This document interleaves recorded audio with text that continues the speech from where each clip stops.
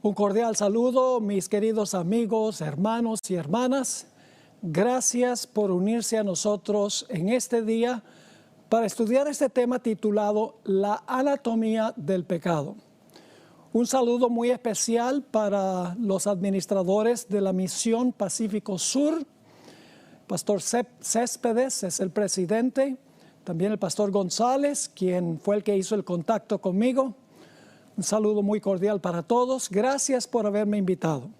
Antes de comenzar nuestro estudio, queremos orar como siempre hacemos, pidiendo sabiduría divina.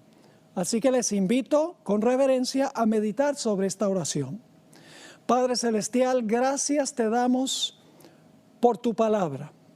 Una guía segura en un mundo que anda tan confundido. Pedimos, Señor, la presencia de tu Santo Espíritu. El mismo Espíritu que inspiró la Sagrada Escritura, que venga en estos momentos a explicárnosla. Gracias te damos por la promesa de tu presencia y reclamamos esa promesa en el nombre precioso que es sobre todo nombre, el nombre de Jesús. Amén. Los 10 mandamientos son como una constitución de una nación. Los 10 mandamientos son lo que los eruditos llaman una ley apodíctica. Es decir, es una ley que tiene principios absolutos pero generales para una sociedad estable y feliz. Tomemos, por ejemplo, el 6º mandamiento para que podamos entender lo que es una ley apodíctica. El 6º mandamiento dice, no matarás. Nos preguntamos, ¿prohíbe este mandamiento matar en una guerra? ¿Prohíbe este mandamiento matar animales? ¿Prohíbe este mandamiento matar accidentalmente a una persona? ¿Prohíbe los abortos? ¿Prohíbe matar en defensa propia? ¿Prohíbe matar a tiranos como Hitler? ¿Prohíbe la pura intención de matar? El mandamiento no lo dice. El mandamiento sencillamente da un principio general que dice, no matarás. El 6º mandamiento no nos da una definición de lo que significa matar. No nos dice si o cuándo es aceptable matar. No nos dice por qué es malo matar.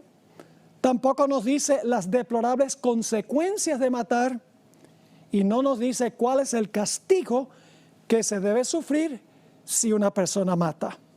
Sencillamente el 6º mandamiento expresa un principio general que dice, no matarás. Pero hay más en esta historia que solamente los 10 mandamientos que son principios generales. La Biblia en su totalidad es un comentario de los 10 mandamientos. Es decir, la Biblia entera es una ampliación de estos principios centrales breves que encontramos en los 10 mandamientos. Es decir, la Biblia es lo que podríamos llamar ley casuística, porque provee casos específicos de la vida real que ilustran a cada uno de los principios que encontramos en los 10 mandamientos. Y nos dicen las terribles consecuencias y el castigo que acarrea violar uno de estos principios generales. Ahora leamos el 10º mandamiento, que será el mandamiento que vamos a enfocar en nuestro estudio hoy. Es el mandamiento que se encuentra en Éxodo, el capítulo 20 y el versículo 17. Es el 10º mandamiento. Dice así, no codiciarás la casa de tu prójimo, no codiciarás la mujer de tu prójimo, ni su siervo, ni su criada, ni su buey, ni su asno, ni cosa alguna de tu prójimo. Este mandamiento difiere de todos los otros 9, en el sentido de que este mandamiento se refiere a las intenciones y motivaciones internas que nos llevan a cometer malas acciones. Este mandamiento prohíbe la malévola intención interna de donde surgen las malas acciones. Va a la raíz del problema del pecado. en realidad describe el pecado que es por encima de todos los pecados, es decir, el egoísmo. Nos enseña que el pecado se origina no en la acción, sino en la mente, antes que fructifique en la acción. Este es el único mandamiento de la ley de Dios que tiene que ver con motivaciones internas que llevan a las acciones. En efecto, este mandamiento es un resumen de los 10 y por eso se encuentra al final de la ley de Dios. El 10º mandamiento, así como los demás, expresa un principio general y absoluto, pero no define en realidad lo que encierra todo este mandamiento. No nos dice el 10º mandamiento que es codicia, no nos dice por qué no debemos codiciar, no nos dice cuáles son las consecuencias de la codicia, sencillamente dice, no codiciarás. Ahora, hay 3 cosas que la gente generalmente codicia. Una de esas cosas son los bienes materiales, las posesiones, el dinero. La segunda cosa que la gente tiene la tendencia a codiciar es a otras personas, es decir, codician el estatus de otra persona o pueden también desear el cónyuge de otra persona. El tercer punto, el tercer aspecto de codicia tiene que ver con un anhelo de tener una posición de poder que le pertenece a otro. Ese fue el gran pecado de Lucifer en el cielo, codició la posición de Dios y quería tumbarlo de su trono. En nuestro estudio de hoy vamos a analizar una historia que ilustra en la vida práctica el 10º mandamiento. Porque el 10º mandamiento sencillamente dice no codiciarás, no dice por qué, no dice qué es, no dice por qué no debemos codiciar y tampoco nos dice cuáles son las consecuencias de codiciar. Así que vamos a estudiar una historia que nos contesta todas estas preguntas, es decir, no vamos a mirar el 10º mandamiento como ley apodítica, sino como ley casuística. Si tienen sus Biblias, por favor, ábranlas al libro de 2 de Samuel, el capítulo 11, donde encontramos la historia del adulterio del rey David. Comenzamos mencionando que el rey David, por lo menos al principio de su reinado, era un hombre muy consagrado a Dios.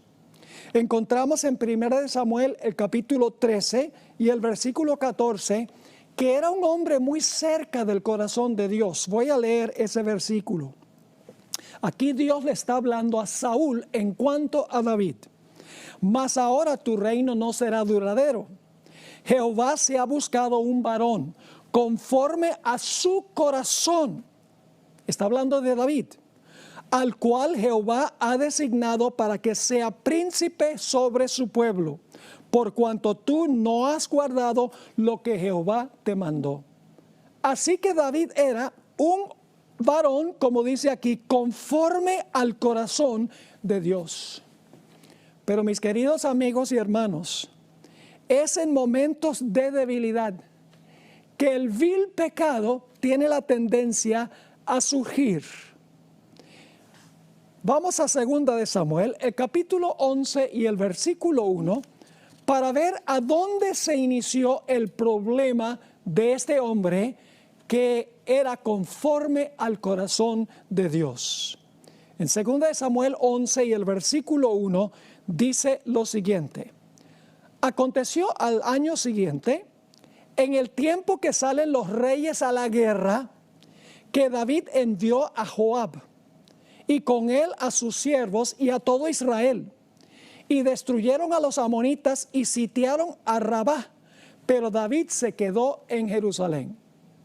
Era la época cuando los reyes dirigían la batalla, salían a la batalla, pero nos dice aquí que David lo que hizo fue mandar las tropas, el general y el pueblo de Israel a pelear la guerra que él debía estar dirigiendo, debía estar activo, en otras palabras, en la conquista. Alguien ha dicho que la mente ociosa es el taller del diablo. Y es verdad que nuestras peores tentaciones nos vienen cuando en vez de estar activos en las cosas del Señor, estamos indolentes e inactivos.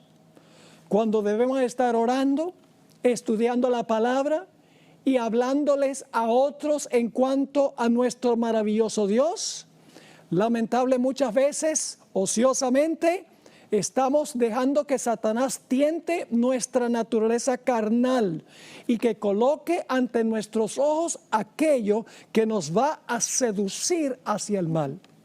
Así que el primer error de David fue quedarse ocioso en el palacio en vez de estar activo en las guerras de Jehová. Ahora vamos a encontrar que el pecado de David siguió 4 pasos específicos.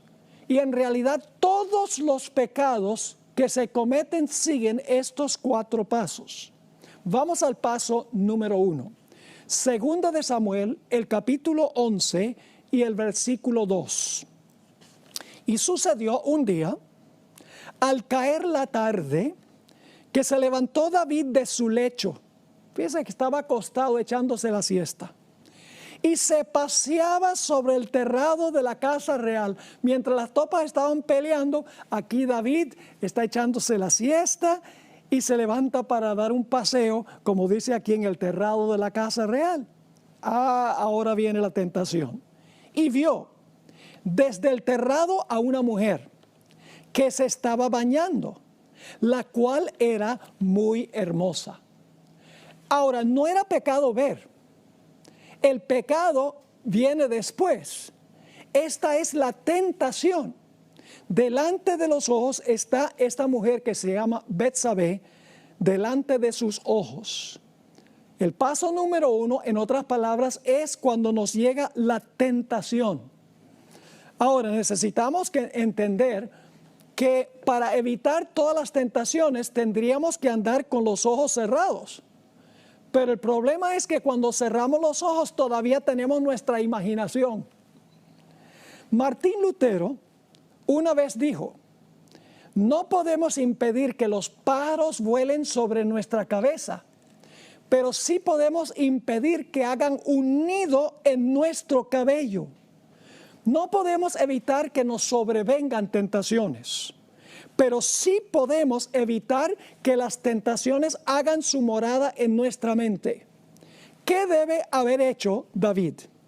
David debería haber dado media vuelta y haberse ido instantáneamente, inmediatamente, y no dejar que la tentación hallara un lugar en su mente. Es decir, no acariciar la tentación que él estaba sufriendo.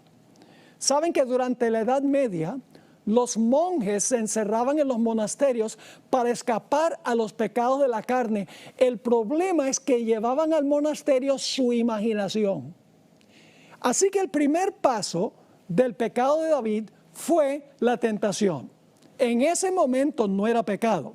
En ese momento solamente vio a la mujer, debería haber dado media vuelta y haberse ido y no permitir que la tentación estuviera en su mente, es decir, no jugar con la tentación.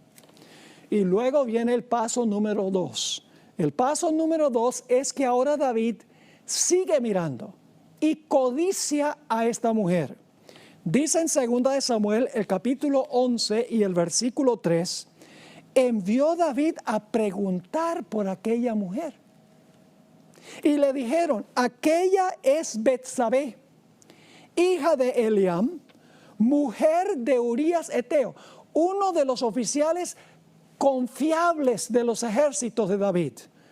Inmediatamente David debería haber dicho: oh, es la esposa de otro, voy a dejar eso así, no voy a indagar más porque ella le pertenece a otro. Oh, pero no sucedió así. Muchos cristianos creen que pecar es actuar mal, cometer malas acciones. Pero en realidad el pecado tiene su origen cuando pensamos mal. El pecado se origina, en otras palabras, en la mente. David debería haber dado media vuelta, como mencioné, y debería haberse ido inmediatamente, pero continuó mirando. Y por lo tanto, ahora viene el segundo paso. La codició en su mente antes de cometer la acción. Vamos a Mateo, el capítulo 5 y el versículo 27 y 28. Mateo 5, 27 y 28. A veces nosotros pensamos que el adulterio significa que un hombre casado se acuesta con la mujer de otro, o viceversa. Pero quiero que noten que Jesús intensificó el mandamiento: no cometerás adulterio. Dice en Mateo 5, 27, está hablando Jesús: oísteis que fue dicho, no cometerás adulterio. Pero yo os digo que cualquiera que mira a una mujer, no es pecado mirarla. Note lo que dice: que mira a una mujer para codiciarla, ya adulteró en su corazón. Es decir, el adulterio se realiza en el corazón antes de cometer el acto de dormir con la mujer de otro. Santiago 1, 14 y 15 describe cómo se desarrolla el pecado, cómo la codicia luego se convierte en acción, en un acto pecaminoso. Dice en Santiago 1 y el versículo 14, cuando alguno es tentado, no diga que es tentado de parte de Dios, porque Dios no puede ser tentado por el mal, ni Él tienta a nadie, sino que cada uno es tentado cuando de su propia concupiscencia, es decir, su propia codicia, se podría traducir codicia, su propia codicia es atraído y seducido. Es decir, el pecado comienza con la codicia, empieza en el corazón o en la mente. Y luego el versículo 15 dice que luego viene la acción. Dice entonces la concupiscencia, después que ha concebido, cuando se concibe está dentro, como un bebé está dentro del vientre de la madre. Dice entonces la concupiscencia, después que ha concebido, da a luz el pecado. Como el bebé nace, ahora viene la acción. Da a luz el pecado, y el pecado, siendo consumado, da a luz la muerte. En Proverbios 6 y el versículo 25 dice: no codicies su hermosura en tu corazón, ni ella te prenda con sus ojos. Nuevamente dice: no codicies, hablando de una mujer, su hermosura en tu corazón, ni ella te prenda con sus ojos. Y luego el paso número 2, que es la codicia, el deseo interno que todavía no se ha manifestado en acción. Ahora el siguiente paso es actuar mal. Dice en 2 de Samuel, el capítulo 11 y el versículo 4, y envió David mensajeros y la tomó. Ahora fíjense, viene la acción mala. La tomó y vino a él, y él durmió con ella. Luego ella se purificó de su inmundicia y se volvió a su casa. Es decir, la tentación, la codicia y la acción. Y ahora viene el paso número 4. La intención de ocultar el pecado que se ha cometido. En 2 de Samuel 11:5 vemos que se le complicó la situación a David, porque dice allí en el versículo 5: y concibió la mujer, y envió a saberlo a David, diciendo: estoy encinta. Ahí se complicó la cosa, porque David era rey de Israel, tenía que dar buen ejemplo. Y ahora Betsabé dice: estoy embarazada. Así que David tiene que tomar medidas para ocultar o esconder el pecado que él ha cometido. Al procurar esconder su acto, vamos a encontrar, añadió otro pecado, el pecado del asesinato. Es decir, se hizo un círculo vicioso para David, donde dijo: la única salida de esto es mandar a matar a Urías Eteo. Lo primero que procuró hacer David fue llamar a Urías del campo de batalla para que se acostara con su mujer, para que la gente pensara que el hijo que iban a nacer era de su esposo. Noten 2 de Samuel, el capítulo 11 y el versículo 6 al 10. Entonces David envió a decir a Joab: envíame a Urías Eteo. Es decir, David dice, mándame a Urías de regreso otra vez a Jerusalén, que me lo mande del campo de batalla. Y luego dice, y Joab envió a Urías a David.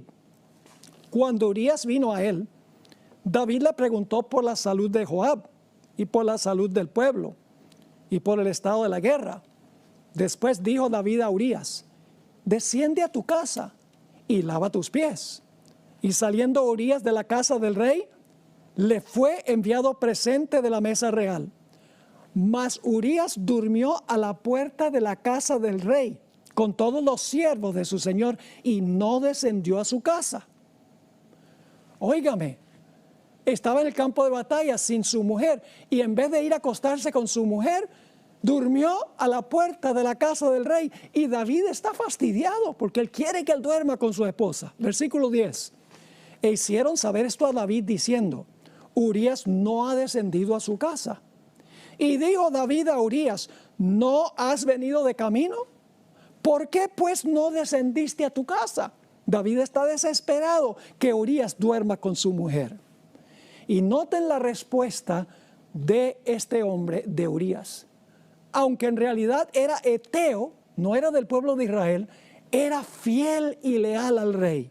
Dice en el versículo 11 del capítulo 11, y Urías respondió a David, el arca e Israel y Judá están bajo tiendas, y mi señor Joab y los siervos de mi señor en el campo. ¿Y había yo de entrar en mi casa para comer y beber y a dormir con mi mujer?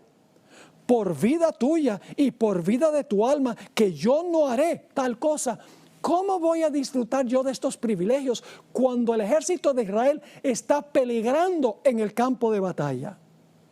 Así que David dice, me falló el plan A.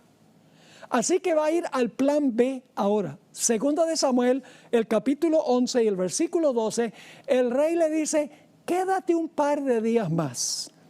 Leo, y David dijo a Urías, quédate aquí aún hoy y mañana te despacharé. Y se quedó Urías en Jerusalén aquel día y el siguiente. Y ahora David dice, bueno, si no quiso ir donde su esposa sobrio, lo que voy a hacer entonces es emborracharlo, porque un borracho va a ir a dormir con la esposa. En 2 de Samuel, el capítulo 11 y el versículo 13 dice, y David lo convidó a comer y a beber con él, hasta embriagarlo. Y él salió a la tarde a dormir en su cama con los siervos de su señor, mas no descendió a su casa. A un borracho no descendió a su casa. Y ahora David dice, se me está complicando el panorama. Porque este Urías no quiere ir a dormir con su esposa. La gente va a saber entonces que el bebé no es de él. En 2 de Samuel, el capítulo 11, 14 y 15, ahora David va a añadir otro pecado al pecado del adulterio para ocultar lo que él ha hecho. Dice en 2 de Samuel 11, 14 y 15, venida la mañana, escribió David a Joab una carta. Joab era el general de las tropas, la cual envió por mano de Urías. Urías no sabía que en esa carta estaba su decreto de muerte, que él iba a morir por lo que decía la carta. Versículo 15, y escribió en la carta diciendo, poned a Urías al frente, en lo más recio de la batalla, y retiraos de él, para que sea herido y muera. Y eso fue precisamente lo que hizo Joab. Cuando el ejército de Israel se echó atrás, dejaron a Urías solo y el enemigo vino y lo mató. En 2 Samuel 11:25 vemos el descaro de David. Dice prácticamente, misión cumplida. Urías está muerto y ahora yo voy a ser el que va a invitar a la esposa para cuidarla. Imagínense ustedes eso. Dice en 2 Samuel 11 y el versículo 25, y David dijo al mensajero, así dirás a Joab, no tengas pesar por esto, porque la espada consume ora a uno, ora a otro.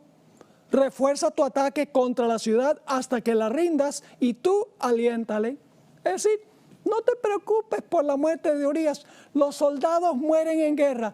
¡Qué descarado! ¿Cómo el pecado ahora ha producido no solamente adulterio, sino asesinato. Y el corazón de David ha llegado al punto donde él dice: Joab, no te preocupes porque Urías Eteo ha muerto. El pecado sigue estos 4 pasos. En primer lugar, la tentación. En segundo lugar, la codicia. En tercer lugar, la acción. Y en cuarto lugar, el deseo de esconder el pecado que se ha cometido.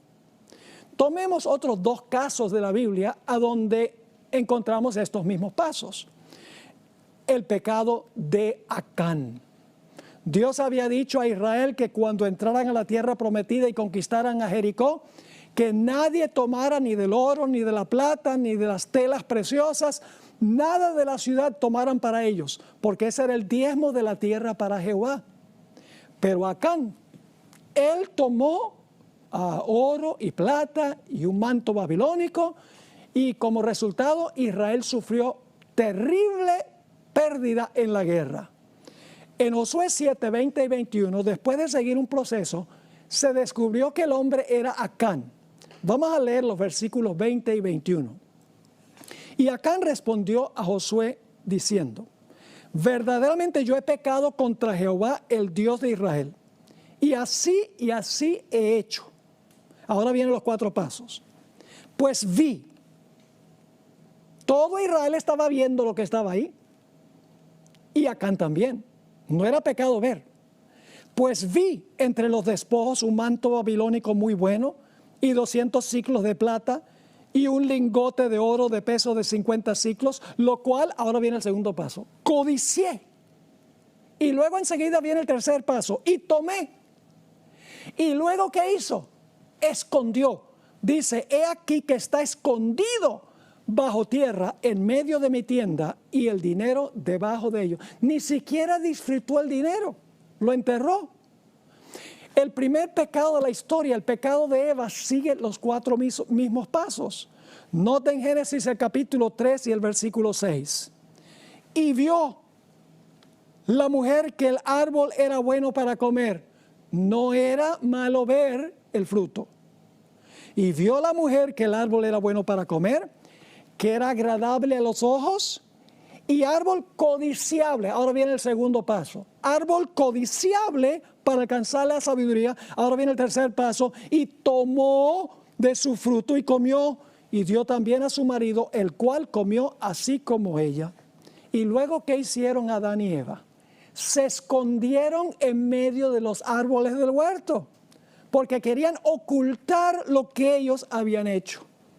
Cuando David cometió adulterio, en realidad quebrantó toda la ley de Dios. Yo pregunto, ¿deshonró a su Padre Celestial? ¿Cómo no? ¿Mató? Sí. ¿Cometió adulterio? Sí. ¿Robó lo que no era suyo? Claro. ¿Engañó y mintió? Sí. ¿Codició? También. ¿Y saben que también quebrantó la primera tabla de la ley?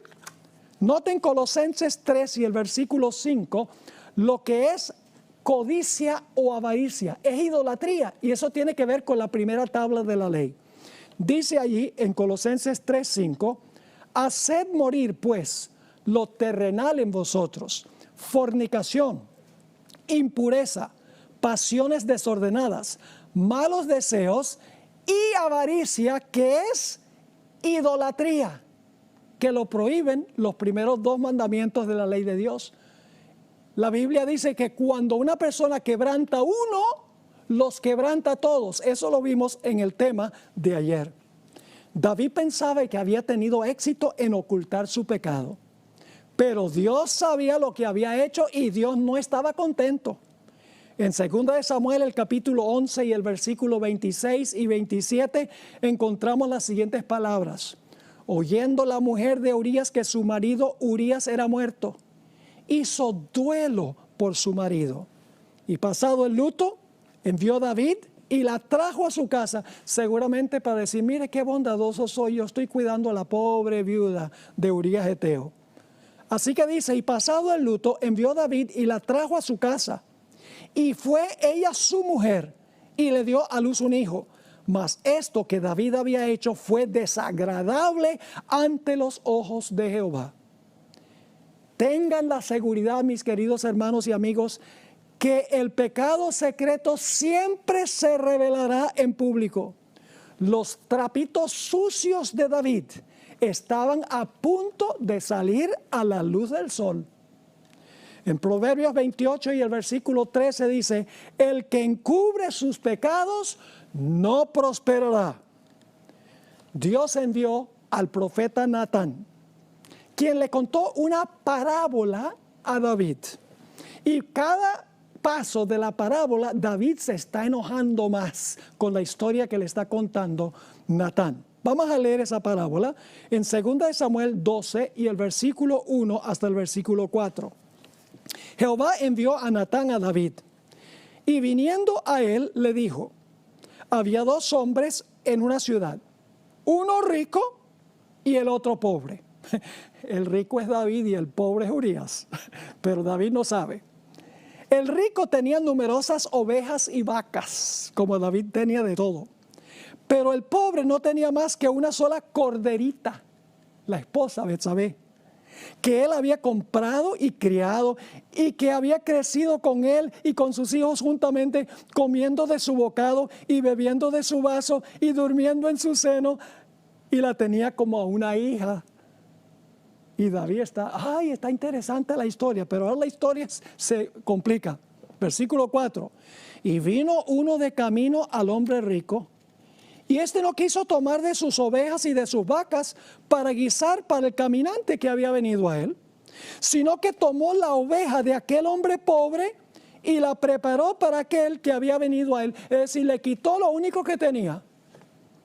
Y entonces ahora encontramos la reacción de David. Él no sabe que Natán en esta parábola está relatándolo a él, que en realidad el hombre rico es David y que el pobre representa a Urías Eteo, que tenía una corderita que se llamaba Betsabé. Noten 2 Samuel 12 y el versículo 5 y 6. Entonces se encendió el furor de David en gran manera contra aquel hombre. Y dijo a Natán: vive Jehová, que el que tal hizo es digno de muerte. Está pronunciando su propia sentencia de muerte. Versículo 6. Y debe pagar la cordera con 4 tantos, porque hizo tal cosa y no tuvo misericordia. Mis queridos hermanos y amigos, el pecado enceguece y nos lleva a juzgar a otros por el mismo pecado que hemos cometido nosotros. David se indignó del pecado de este hombre simbólico, cuando él era culpable del mismo pecado, no simbólicamente, sino en realidad. El hombre rico le robó la corderita, lo único que tenía, representando el hecho de que David le había robado a Betsabé, a Urías Eteo. David no podía discernir la hipocresía que él tenía en su propio corazón, pues su pecado lo había enceguecido. Ahora, la ley de los judíos en el Antiguo Testamento decía que una persona que cometiera adulterio debía ser apedreada. La Biblia nos dice que la paga del pecado es muerte, que el pecado es infracción de la ley y cuando se infringe la ley viene la muerte. Noten 1 de Juan, el capítulo 3 y el versículo 4. Todo aquel que comete pecado infringe también la ley, pues el pecado es transgresión de la ley.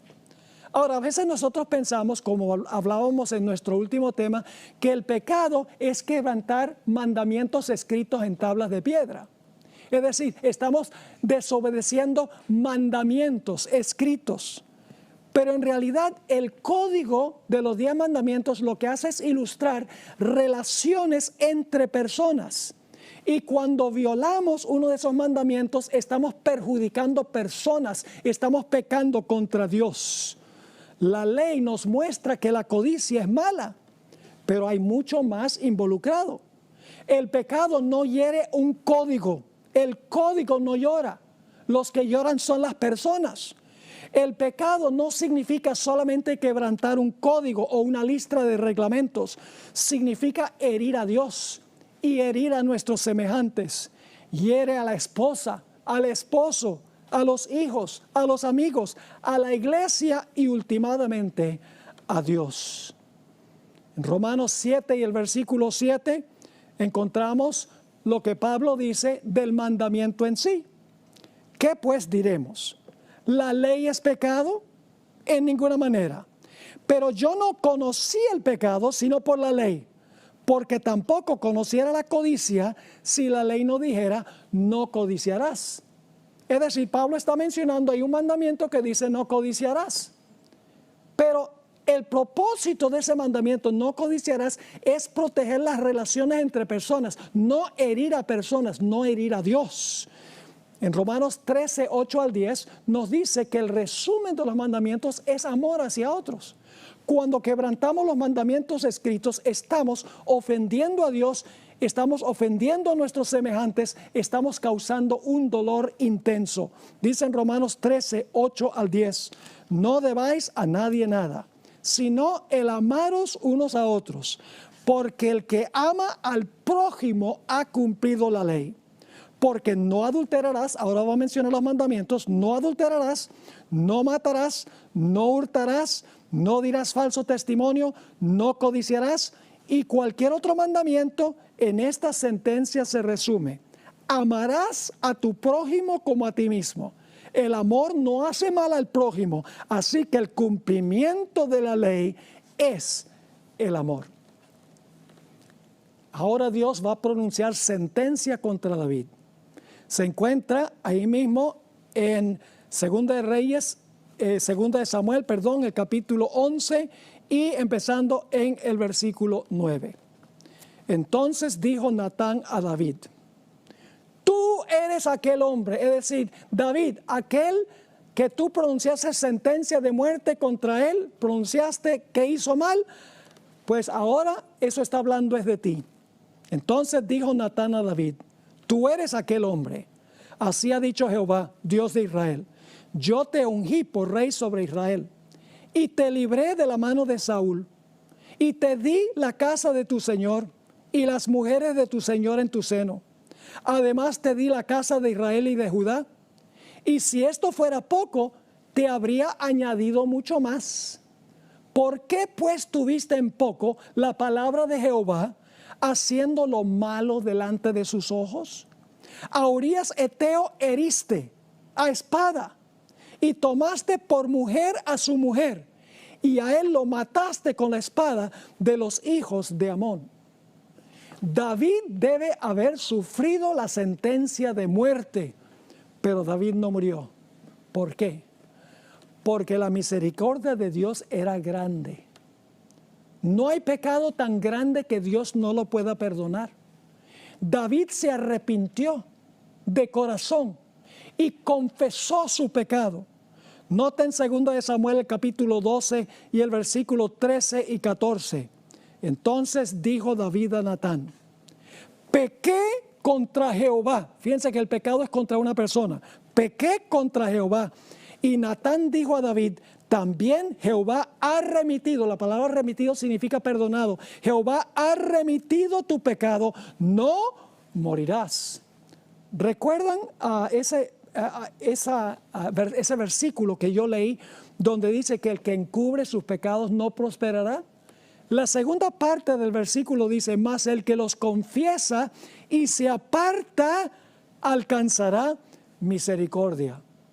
Todos conocemos indudablemente Primera de Juan el capítulo 1 y el versículo 9 donde dice, si confesamos nuestros pecados, Él es fiel y justo para perdonar nuestros pecados y limpiarnos de toda maldad. Esta historia no solamente nos ilustra lo horrible que es el pecado, sino la inmensa misericordia de Dios en perdonar grandes pecados como este. La misericordia, el amor y la gracia de Dios están más allá de la comprensión humana. Dios se negó a imponer la sentencia que David mismo había dicho que su pecado merecía. Pero David no solamente quería perdón por lo que había hecho. David también quería tener la fuente limpia. porque las acciones no van a ser limpias al menos que el corazón, la fuente, esté limpia. Así que David pidió perdón y también pidió pureza, pidió santidad. Noten el Salmo 51 y el versículo 1 al 4, es el salmo de la penitencia de David, a donde David confiesa su pecado, el terrible pecado de adulterio, codicia, asesinato, en realidad de quebrantar todos los mandamientos. Dice en el Salmo 51 y el versículo 1 al 4, ten piedad de mí, oh Dios, conforme a tu misericordia, conforme a la multitud de tus piedades, borra mis rebeliones. Lávame más y más de mi maldad y límpiame de mi pecado, porque yo reconozco mis rebeliones. Noten que él estaba reconociendo su pecado. Yo reconozco mis rebeliones y mi pecado está siempre delante de mí. Contra ti solo he pecado. ¿Había pecado contra la ley? Sí, pero la ley es una revelación del carácter de Dios. Estaba pecando contra Dios. Así que dice, contra ti solo he pecado y he hecho lo malo delante de tus ojos, para que seas reconocido justo en tu palabra y tenido por puro en tu juicio.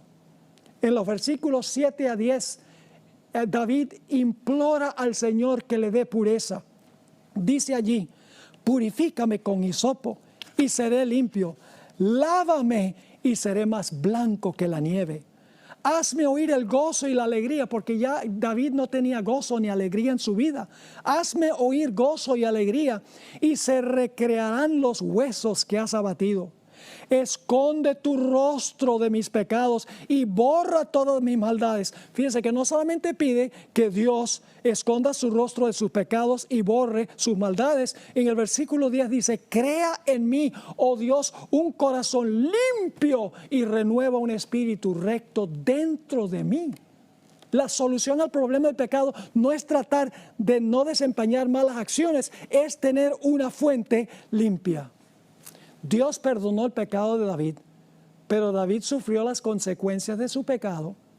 En Gálatas el capítulo 6 y el versículo 7 hay un versículo muy bien conocido, donde dice, no os engañéis, Dios no puede ser burlado.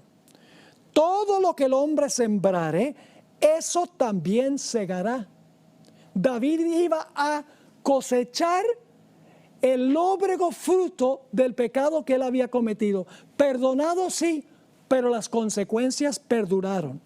En 2 Samuel 11 y el versículo 10 al 12 dice, por lo cual ahora no se apartará jamás de tu casa la espada, por cuanto me menospreciaste y tomaste la mujer de Urías Heteo para que fuese tu mujer. Así ha dicho Jehová, he aquí, yo haré levantar el mal sobre ti de tu misma casa, y tomaré tus mujeres delante de tus ojos y las daré a tu prójimo, el cual yacerá con tus mujeres a la vista del sol, porque tú lo que hiciste en secreto, mas yo haré esto delante de todo Israel a pleno sol. En el clásico libro Patriarcas y Profetas encontramos la siguiente descripción de las consecuencias del pecado de David. Dice en la página 783, Patriarcas y Profetas, lo siguiente. Se produjo un gran cambio en David mismo. Quebrantaba su espíritu la comprensión de su pecado y de sus abarcantes resultados. Se sentía humillado ante los ojos de sus súbditos. Su influencia se debilitó. Hasta entonces su prosperidad se había atribuido a su obediencia concienzuda a los mandamientos del Señor. Pero ahora sus súbditos, conociendo el pecado de él, podrían verse inducidos a pecar más libremente. En su propia casa se debilitó su autoridad y su derecho a que sus hijos le respetasen y obedeciesen. Los hijos dicen, ¿y por qué tú nos dices que no debemos portarnos así? Si tú cometiste adulterio y mandaste a matar a Urías Heteo, ¿con qué autoridad tú nos hablas? Sigue la cita. Cierto sentido de su culpabilidad le hacía guardar silencio cuando debiera haber condenado el pecado. y debilitaba su brazo para ejecutar justicia en su casa.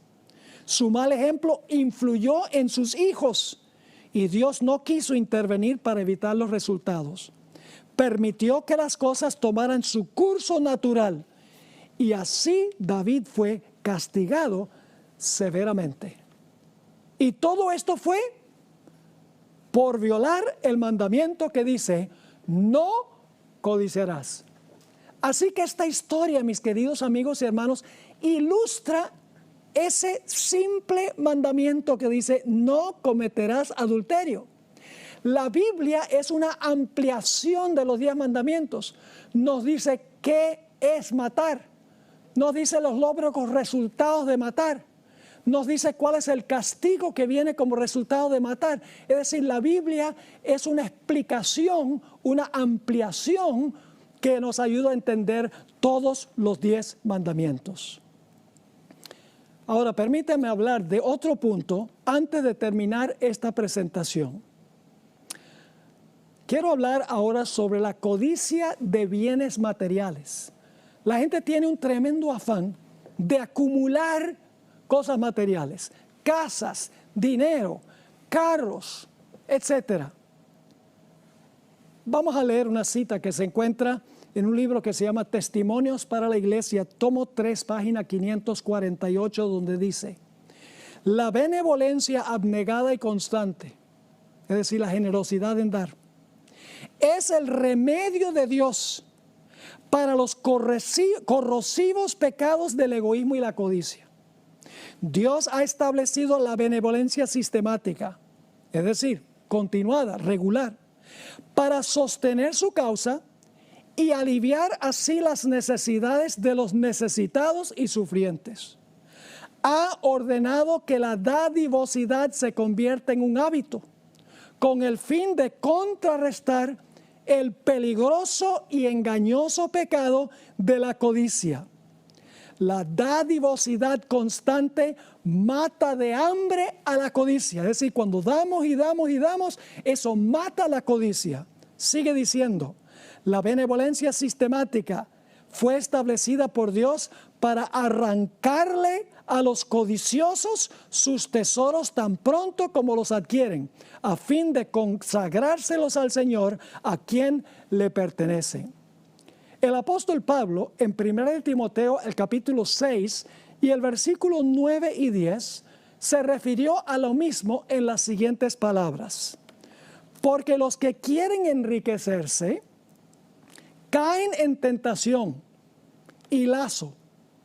A veces pensamos que los ricos tienen las mayores tentaciones, pero en realidad los que quieren ser ricos a veces tienen mayor tentaciones que los ricos. Así que dice, porque los que quieren enriquecerse caen en tentación y lazo, y en muchas codicias necias y dañosas, que hunden a los hombres en destrucción y perdición. Ahora escuchen esto. Porque raíz de todos los males es el amor al dinero, el cual codiciando algunos se extraviaron de la fe y fueron traspasados de muchos dolores. Ahora quiero contarles una historia, posiblemente la han oído, es una historia, no es novedosa, se cuenta a veces en diferentes sitios, pero la voy a contar de todas maneras. Había 2 agricultores. Un agricultor que era muy industrioso, muy trabajador, tenía toda su siembra en orden, regaba la siembra, la fertilizaba, deshierbaba, cuidó muy bien su campo de maíz. Había otro agricultor que era medio flojo, perezoso, y sembraba pero no regaba y no fertilizaba. Llegó el tiempo de la cosecha y el hombre que le dedicaba tiempo y atención a su campo tenía grandes mazorcas de maíz o de chocolo, como dicen en Colombia, grandes mazorcas, mientras que el otro vecino estaba pasando un hambre terrible. Y tenía tanta hambre que un día le dijo a su hijo, mira hijo, nos vamos a morir de hambre, tenemos que hacer algo porque no podemos morirnos de hambre, tenemos que conseguir comida. Y el hijo le dijo, pero papá, ¿qué sugieres? Y el papá le dijo, yo sugiero que nosotros vayamos al campo del vecino y cosechemos algunas mazorcas de él para comer nosotros. Y el hijo lo miró y le dijo, papá, no me parece buena idea, porque eso es robar lo que no nos pertenece. Y el papá dice, bueno, pero nosotros tenemos gran necesidad y los necesitados deben poder ir a comer de lo que sembró el vecino. Inclusive usó lo que dice la Biblia, que Dios permitía que se vendimieran las orillas de los campos. Así que el hijo, obediente al padre, dijo, está bien, papá, vamos. Entonces había una alambre de púas que rodeaba el campo y el papá le dijo a su hijo, mira hijo, yo voy a meterme a arrancar las mazorcas de maíz. Si tú ves venir a alguien, grita para que pueda salir yo del campo y escaparme antes de que llegue el dueño para arrestarme o para hacerme un mal. Y el hijo le dijo, bueno, está bien. Así que el papá se metió al campo de maíz. Allá estaba arrancando mazorcas a diestra y a siniestra, llenando el saco que tenía. Y de repente oye la voz del hijo que dice, papá, papá, óigame. El papá dice, me descubrieron. Dio media vuelta, salió corriendo a donde estaba el hijo, metiéndose por debajo del alambre de púas, rompiéndose la camisa y el pantalón, y miraba para un lado y para el otro lado, y miraba hacia atrás, y le dijo al hijo, pero hijo, ¿por qué gritas? Yo no veo a nadie. Y el hijo le dijo, papá, miraste para todas partes menos para arriba. Creo que ustedes captaron lo que está enseñando esta historia. Nosotros podemos tratar de esconder nuestros pecados del hombre. Podemos esconder el adulterio, podemos esconder la avaricia y la codicia, podemos esconder una multitud de pecados. Pero así como David, Dios ve nuestra conducta. Y Dios quiere que nosotros nos arrepintamos de esa conducta.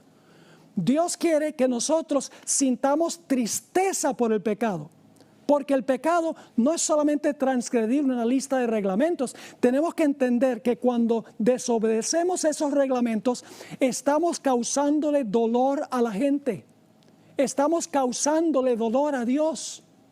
Así que debemos nosotros pensar en las consecuencias de nuestras acciones. Ahora, permítame mencionar algo muy importante.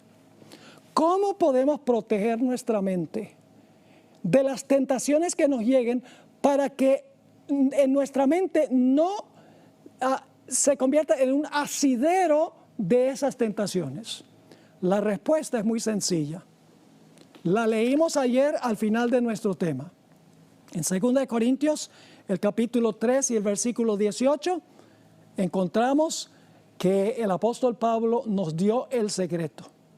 No solamente debemos nosotros abstenernos de llenar nuestra mente del mal, sino que debemos fortalecer la mente llenando la mente del bien. Tenemos que cuidar lo que nosotros vemos, lo que nosotros leemos, lo que nosotros oímos. Si metemos basura a nuestra mente, nuestra conducta será basura. Si metemos cosas buenas en nuestra mente, el resultado será acciones buenas. Ese versículo en 2 Corintios 3:18 dice, mirando a cara descubierta como en un espejo la gloria del Señor, somos transformados de gloria en gloria a su misma semejanza. Es decir, cuando estudiamos la palabra de Dios, cuando abrimos el santo libro, cuando especialmente estudiamos en cuanto a la vida de Jesús, vemos su santidad, su pureza, cómo estuvo dispuesto de ir al Calvario y al Getsemaní para sufrir y morir, cargando todas nuestras transgresiones. Al ver su pureza, vamos a decir, qué terrible es el pecado. Miren lo que el pecado le hizo al Señor Jesús.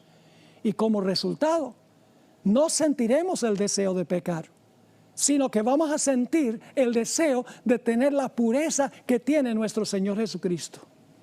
Ahora, en ese versículo, la palabra transformados es muy interesante. Es la palabra metamorfosis. ¿Saben lo que es una metamorfosis? Yo por muchos años coleccioné mariposas.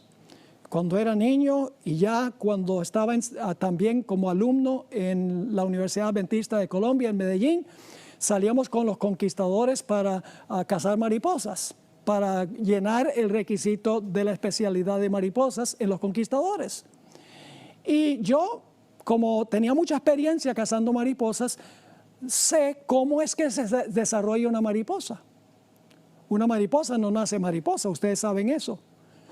La madre mariposa pone unos huevitos en una hoja, después de un rato los huevos se rompen, sale un gusanito, el gusanito come de las hojas del árbol, va creciendo, se hace un gusano grande, luego llega el momento cuando se encierra en una crisálida, se encierra en un capullo, después de un tiempo el capullo se sacude velozmente y entonces del capullo sale no un gusano que entró, sino que sale una mariposa.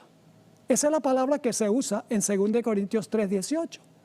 Es decir, cuando contemplamos a Jesús, se realiza en nosotros una metamorfosis. Si pasáramos menos tiempo oyendo la música del mundo y viendo las películas del mundo y haciendo las cosas del mundo y fijándonos en la moda del mundo y todo lo que tiene que ofrecer el mundo, y ese tiempo lo dedicáramos para estudiar la palabra de Dios, nuestra mente se fortalecería contra el pecado, porque no estaríamos ociosos. La mente ociosa es el taller del diablo. Así que, mis queridos hermanos y amigos, vencer el pecado tiene una fórmula muy clara en la Biblia. Por la contemplación nosotros somos transformados a la misma imagen de Jesús. Yo he visto esposos que han estado casados por 40, 50 años caminando en la calle y casi caminan con el mismo paso y hasta se parecen. ¿Por qué razón? Porque uno no puede pasar 40 o 50 años con una persona sin llegar a ser en cierto sentido como esa persona. Así que, mis queridos amigos y hermanos, vamos a fortalecer la fortaleza de la mente. Cuando llega la tentación, inmediatamente rechacemos la tentación y llenemos nuestra mente del Señor Jesucristo. Y cuando llenamos la mente del Señor Jesucristo, nuestras acciones serán acciones que están en armonía con la santa ley de Dios. Si alguno ha cometido un pecado horrendo, terrible, sepa también que Dios es un Dios de amor, de gracia y misericordia. No hay un pecado tan grande que Dios no te lo pueda perdonar. Sencillamente arrepiéntete, confiesa tu pecado al Señor Jesús, pídele perdón y pídele que te llene tu mente y tu corazón con el Señor Jesús y podrás ganar la victoria.